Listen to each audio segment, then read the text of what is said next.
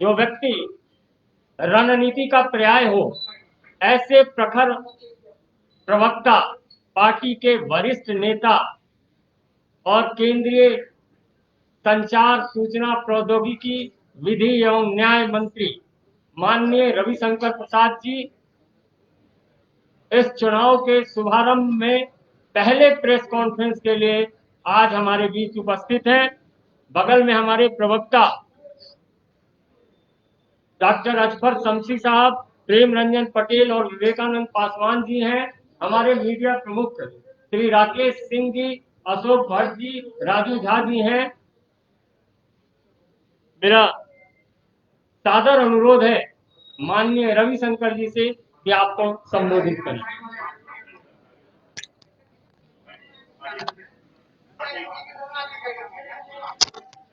देखो भाई चल रहा है जी, हो जाता है। आपको मेरी आवाज सुनाई पड़ रही है? नहीं नहीं, हो जाता है, बटन हो गया।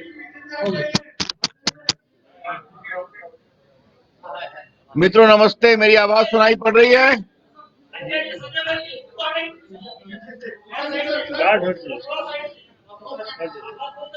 आप लोग पीछे से हट जाइए। गार्ड पीछे हटो, बस नीचे रहो, जाओ। अशोक बैठिए आप। मित्रों संजय मयूख जी, हमारे सारे प्रवक्तागण, हमारे सारे मीडिया के प्रभारीगण और मेरे अपने शहर पटना के सभी पत्रकार मित्रों,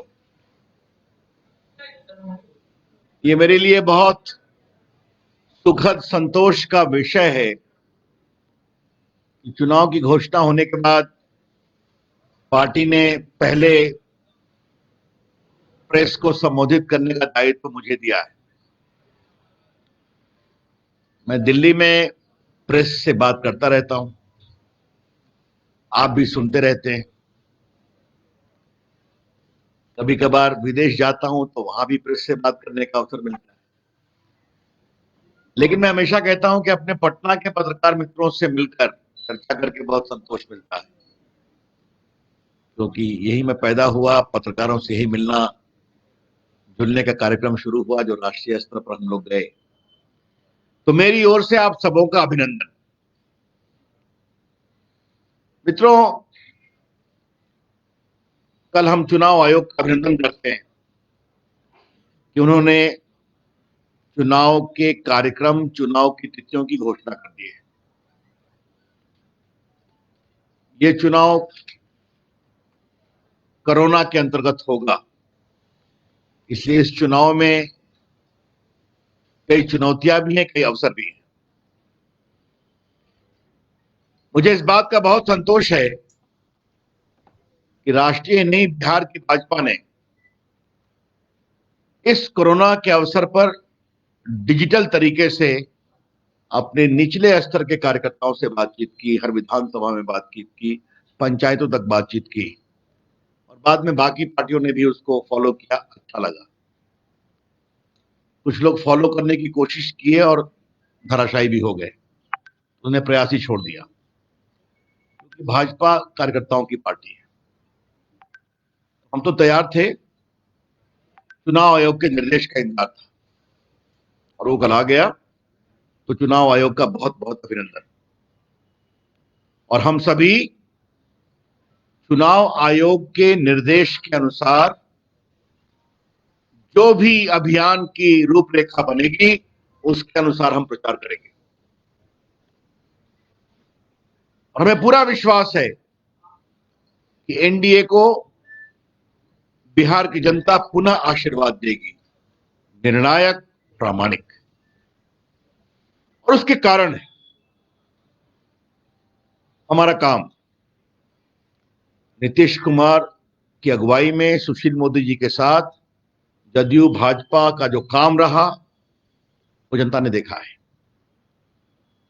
और हमारे प्रधानमंत्री जी का बिहार के प्रति जो प्यार है उसका प्रगटीकरण कैसे जमीन पर हुआ है, जनता ने यह भी देखा है।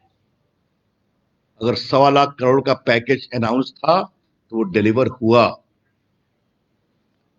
अगर नेशनल हाईवे बनना है तो जमीन पर आया, अगर रेलवे लाइन का विस्तार होना है तो काम शुरू हुआ,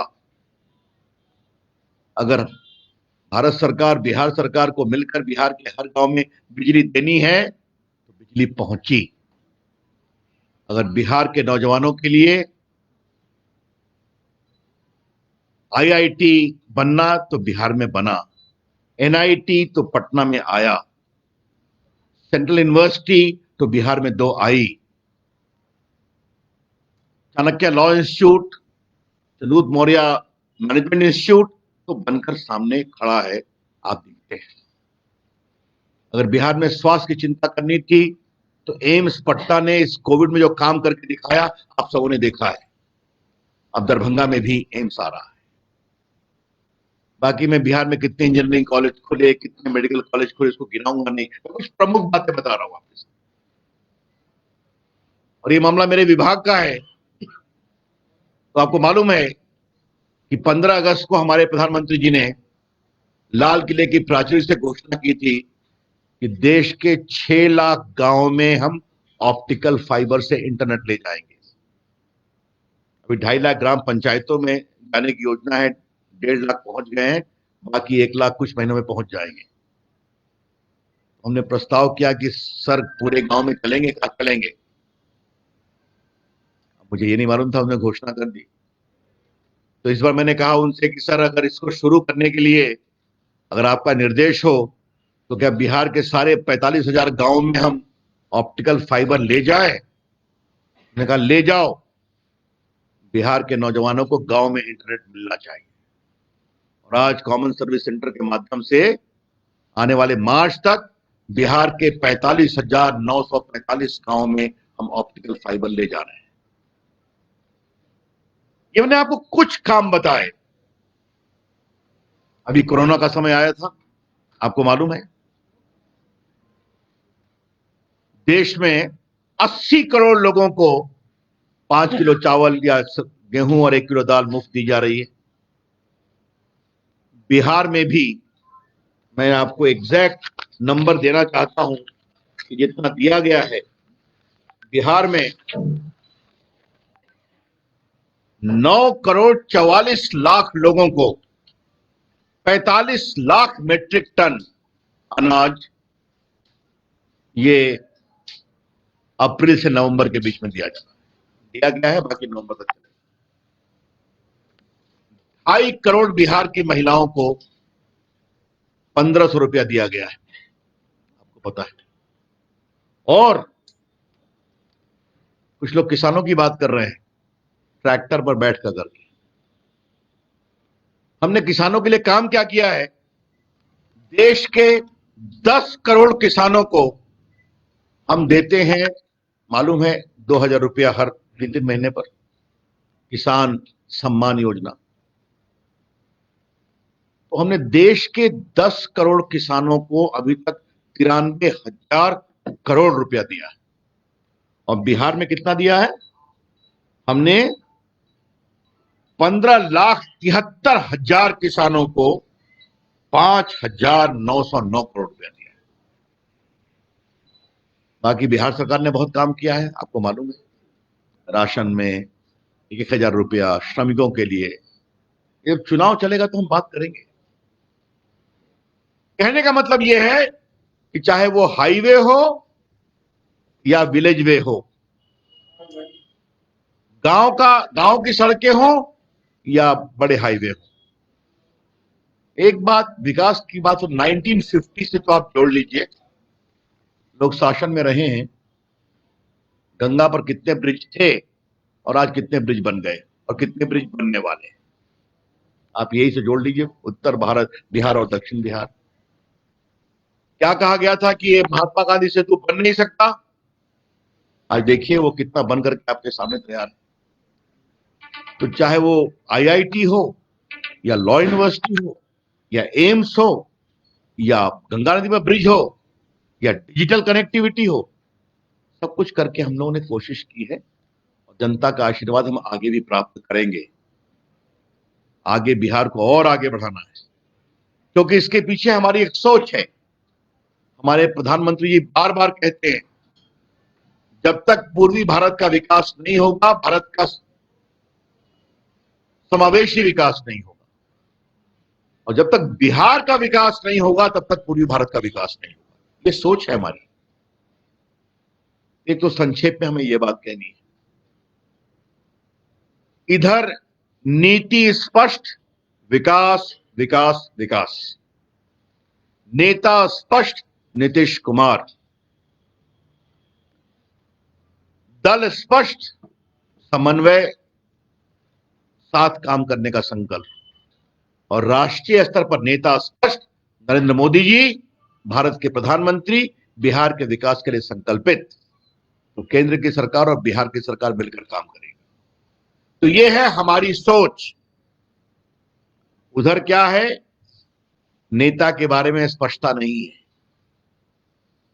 गठबंधन से निकलने की तैयारी चल रही है। आगे कौन रहेगा नहीं रहेगा ये आगे देखना है। लेकिन सबसे कौतूहल मुझे एक बात से हुआ कि आजकल एक पार्टी के बड़े होर्डिंग में उनके दो पूर्ववर्ती मुख्यमंत्री दिखाई नहीं पड़ते। मैं तो जानते हैं किसी का नाम लेता नहीं हूं, मेरा स्वभाव नहीं। मुझे एक ही सवाल पूछना है, अपनी विरासत से इतनी शर्मिंदगी क्यों है भाई? फिर कहूंगा, अपनी विरासत को छुपाने की जरूरत क्यों पड़ रही है भाई? तो अगर दो दो पूर्व मुख्यमंत्री मुख्य विपक्षी दल के होर्डिंग से गायब हैं, तो मतलब दिखाने को कुछ नहीं है। ये हैं बड़े सवाल, और इन सवालों का जवाब इस चुनाव में पूछा जाएगा। मित्रों, हम एक बात स्पष्ट कहना चाहेंगे, हम सभी मिलकर चुनाव लड़ेंगे, और जिस विश्वास के साथ जनता का आशीर्वाद मिला है, देखिए मैं आपसे एक बात स्पष्ट कहूंगा, हम ये कभी नहीं कहेंगे कि सब कुछ ठीक हो गया। 50 साल 60 साल का जो बिहार का परेशानी रही है, कुछ समय को छोड़ दें आप, जब श्री बाबू बिहार के मुख्यमंत्री थे, उसके बाद से जो हाल रहा है आपको मालूम नहीं है। कर्पूरी ठाकुर जी ने सामाजिक सद्भाव की एक कोशिश की, फिर वो भी खत्म हो गया मामला। बिहार के लोग विकास के लिए बहुत चाहते हैं, और मैं आपके सामने एक बात कहना चाहता हूं। जब मैं विदेश जाता हूं, कि पिछले वर्ष में गया था ये आपके सिलिकॉन वैली में, मेरा व्यापक दौरा था आईटी मंत्री के रूप में, और मैं इतना भावुक हो गया, मेरे हर कार्यक्रम में हिंदुस्तानी तो आया करते थे, कहा सर हम मुजफ्फरपुर के हैं, हम पटना के हैं। वो अपनी बिहारियत का परिचय मुझे दे रहे हैं। मुझे इतना गर्व हुआ कि बिहार के बच्चे आज सिलिकॉन वैली में भारत की आईटी क्षमता को आगे बढ़ा रहे हैं। तो इस व्यक्तित्व को हम और आगे बढ़ाएंगे, और जो कुछ हमने अभी तक काम किया है इसकी गति को और आगे बढ़ाएंगे। मित्रों, मुझे अपनी ओर से इतना ही कहना था। I will be open two questions. Sir, one question. If we are-